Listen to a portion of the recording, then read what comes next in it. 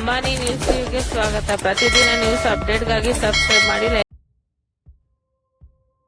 ಇವತ್ತು ಒಂದು ಲೆಕ್ಕಾಚಾರಕ್ಕೆ ತರಬೇಕಾದ್ರೆ ಸುಮಾರು ನಮಗೆ 2,000 ಕೋಟಿ ಹಣ ಬೇಕು. ಮುಂದಿನ ದಿನಗಳಲ್ಲಿ ಇವತ್ತು ರಾಜ್ಯ ಸರ್ಕಾರ ಕೇಂದ್ರ ಸರ್ಕಾರ ಮುಂದೆ ಅಧಿಕಾರಕ್ಕೆ ಬಂದಂಥ ಸಂದರ್ಭದಲ್ಲಿ ಈ ಕ್ಷೇತ್ರದಲ್ಲಿ ಸಂಪೂರ್ಣವಾಗಿ ಅಭಿವೃದ್ಧಿ ಕೆಲಸಗಳು ಮಾಡ್ತಕ್ಕಂಥ ನಾನು ಪ್ರಾಮಾಣಿಕತೆಯಿಂದ ಕೆಲಸ ಮಾಡ್ತೇನೆ. ಅಂಬಾನಿ ನ್ಯೂಸ್ ವೀಕ್ಷಕರಿಗೆ ಸ್ವಾಗತ. ಒಂದು ಕಡೆ ಜಿಲ್ಲಾಧಿಕಾರಿಗಳು ಮತ್ತು ಸಚಿವರು ಜಿಲ್ಲೆಯನ್ನು ಮಾದರಿಯನ್ನಾಗಿ ಮಾಡಲು ಹಗಲಿರುಳು ಶ್ರಮಿಸುತ್ತಿದ್ದರೆ, ಇನ್ನೊಂದೆಡೆ ಕೆಳಮಟ್ಟದ ಅಧಿಕಾರಿಗಳ ನಿರ್ಲಕ್ಷ್ಯದಿಂದ ಜನಸಾಮಾನ್ಯರು ನರಕಯಾತನೆ ಅನುಭವಿಸುವಂತಾಗಿದೆ. ಹೌದು, ಶಿಡ್ಲಘಟ್ಟ ನಗರದ 23ನೇ ವಾರ್ಡ್ನಲ್ಲಿ ಕುಡಿಯುವ ನೀರಿನ ಪೈಪ್ಗೆ ಚರಂಡಿ ನೀರು ಸೇರುತ್ತಿದ್ದು ಜನ ಆಕ್ರೋಶಗೊಂಡಿದ್ದಾರೆ. ಈ ಕುರಿತು ಒಂದು ವರದಿ ಇಲ್ಲಿದೆ ನೋಡಿ. ಇದು ಚಿಕ್ಕಬಳ್ಳಾಪುರ ಜಿಲ್ಲೆಯ ಶಿಡ್ಲಘಟ್ಟ ನಗರದ ವಾರ್ಡ್ ಸಂಖ್ಯೆ 23ರ ಪ್ರೇಮ್ ನಗರದ ದಾರುಣ ಸ್ಥಿತಿ. ಇಲ್ಲಿನ ಯುಜಿಡಿ ಚೇಂಬರ್ ಒಡೆದು ಕಳೆದ 4-5 ದಿನಗಳಿಂದ ಕೊಳಚೆ ನೀರು ರಸ್ತೆಯಲ್ಲೇ ಹರಿಯುತ್ತಿದೆ. ದುರಂತವೆಂದರೆ ಈ ಕೊಳಚೆ ನೀರು ನೇರವಾಗಿ ಸಾರ್ವಜನಿಕರಿಗೆ ಪೂರೈಕೆಯಾಗುವ ಕುಡಿಯುವ ನೀರಿನ ಪೈಪ್ಲೈನ್ಗಳಿಗೆ ಸೇರುತ್ತಿದೆ. ಈಗಾಗಲೇ 15ರಿಂದ 20 ದಿನಗಳಿಗೊಮ್ಮೆ ಬರುವ ನೀರಿಗಾಗಿ ಕಾದು ಕುಳಿತುಕೊಳ್ಳುವ ಜನರಿಗೆ ಈಗ ವಿಷಪೂರಿತ ಕೊಳಚೆ ನೀರು ಪೂರೈಕೆಯಾಗುತ್ತಿರುವುದು ಜನರ ಆಕ್ರೋಶಕ್ಕೆ ಕಾರಣವಾಗಿದೆ. ಜಿಲ್ಲಾಧಿಕಾರಿ ಪ್ರಭುಜಿ ಅವರು ಹಾಗೂ ಜಿಲ್ಲಾ ಉಸ್ತುವಾರಿ ಸಚಿವರಾದ ಎಂಸಿ ಸುಧಾಕರ್ ಅವರು ಜಿಲ್ಲೆಯನ್ನು ಅಭಿವೃದ್ಧಿ ಪಥದಲ್ಲಿ ಕೊಂಡೊಯ್ಯಲು ಶ್ರಮಿಸುತ್ತಿದ್ದಾರೆ. ಇತ್ತ ಶಾಸಕ ರವಿಕುಮಾರ್ ಅವರು ಕೂಡ ತಾಲ್ಲೂಕಿನ ಅಭಿವೃದ್ಧಿಗಾಗಿ ಸುಮಾರು 2,000 ಕೋಟಿ ರೂಪಾಯಿಗಳ ಅನುದಾನದ ಗುರಿ ಇಟ್ಟುಕೊಂಡು ಹಗಲಿರುಳು ಓಡಾಡುತ್ತಿದ್ದಾರೆ.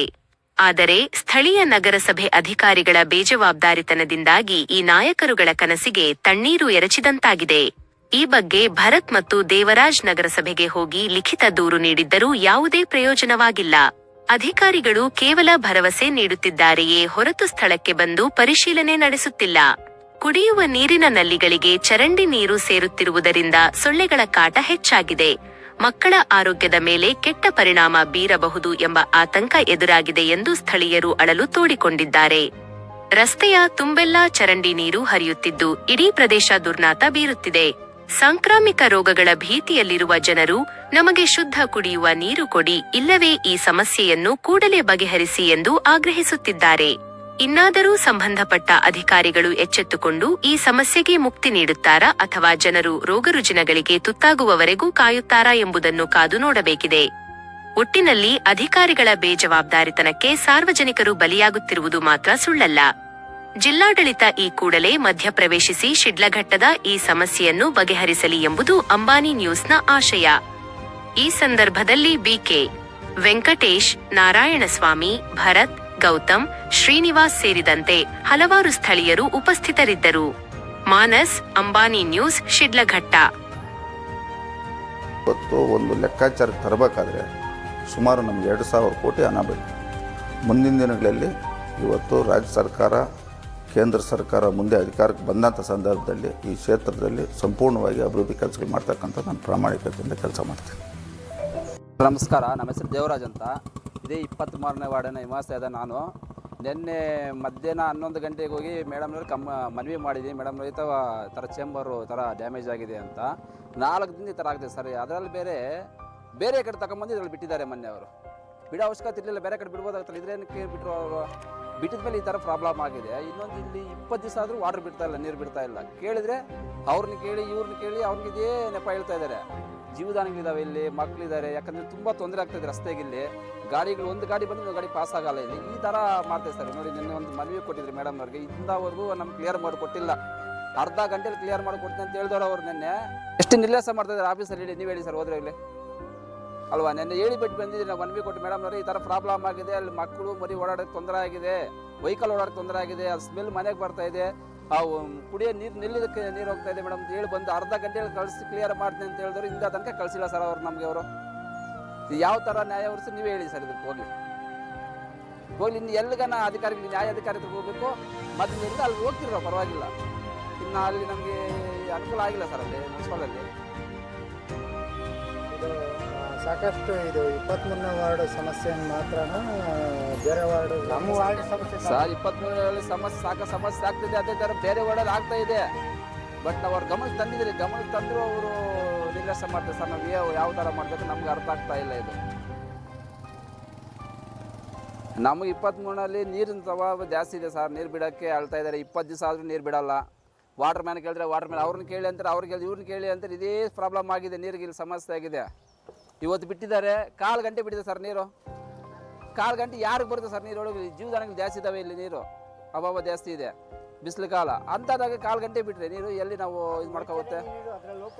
ಒಳಚೇರಿ ನೀರು ಮಾಮೂಲಿ ನಿಲ್ಲಿದಾಗ ಹೋಗ್ತಾ ಇದೆ.